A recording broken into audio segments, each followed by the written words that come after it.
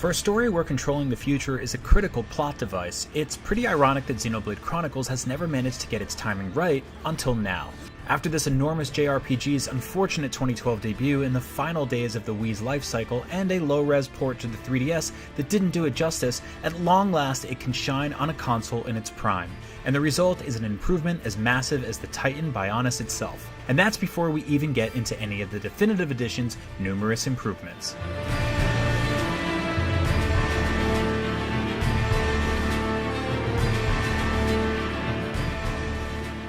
The most noteworthy upgrade is apparent the second you boot Xenoblade Chronicles Definitive Edition up. It's been given an incredible facelift. Finally, Shulk looks like the dorky firebrand we know from Super Smash Bros. Ultimate instead of a blurry piece of concept art. Environments, which were already unforgettable in low resolution, now take on a whole new life in HD. Some textures haven't been given the same love and are still low res, but it's such a large upgrade over previous versions overall that it's hard to complain about any edges left rough. Even nearly a decade later, the premise of Xenoblade Chronicles and the weirdness of the world it takes place in maintains its charm. After your hometown is attacked by the robotic people-eating Mechon, you and your friends set out on a quest for revenge on an unforgettable odyssey that has you journeying across the Titan corpses that serve as the setting. The world is remarkably weird and unique, and areas are diverse and include dense jungles, creepy swamps, and metal labyrinths, just to name a few. You'll even travel inside a creature's body and fight the monsters inside it, like a twisted episode of the Magic School Bus.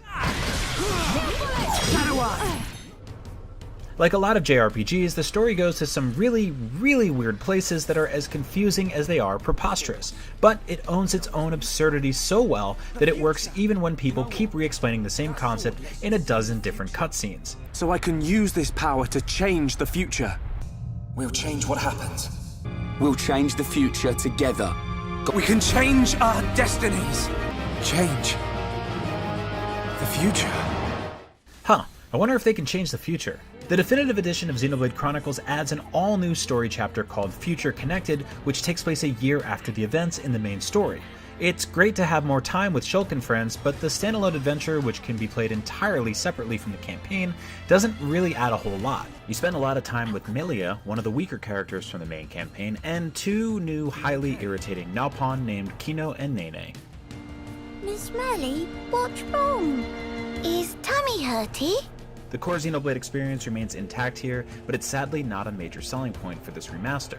Still, it just feels great to be back with Xenoblade Chronicles' memorable cast of characters, whether it's the lovable meathead Ryan or the stoic and inscrutable Dunban. Each one shines even when the wonky writing or grindy stretches of gameplay otherwise bog down the adventure.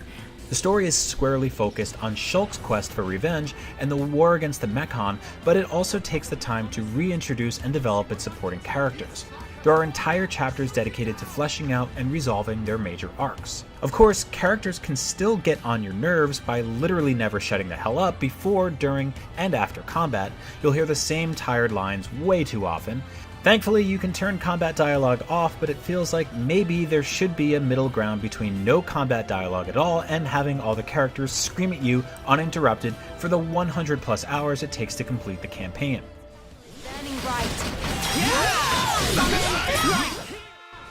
Gameplay remains largely the same, though it's been improved in some minor ways. Characters now have health bars, which is awesome, and also kind of crazy that this wasn't a thing already. The map UI has a detailed waypoint guiding you towards your objectives instead of a vague arrow, and quest items are marked with a helpful exclamation point so you know which ones you should pick up instead of having to run toward every glowing blue orb. Menus have also been improved a lot. What was once an incomprehensible series of blurry rectangular menus have now been overhauled into a much more modern and functional UI, which is a godsend considering how much time you'll spend in them customizing your character's abilities, upgrading equipment, and changing your outfits. While those improvements are great, this remaster doesn't go far enough elsewhere, opting to maintain a lot of outdated mechanics. The Affinity Coin and Skill Tree system, for example, remains an obtuse and bizarre way to buff characters based on social links, soaking up far more attention than it seems worth. I'm all for staying true to the original when it makes sense to do so, but the Wii-era RPG design could benefit from more of a refresh. Good job, everyone!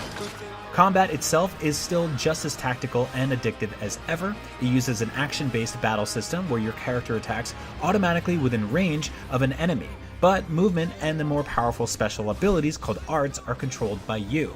Combat can grow a little dull at times due to the fact that the campaign requires a significant amount of grinding, but the fact that it manages to remain at all entertaining with such a long runtime is impressive in its own right.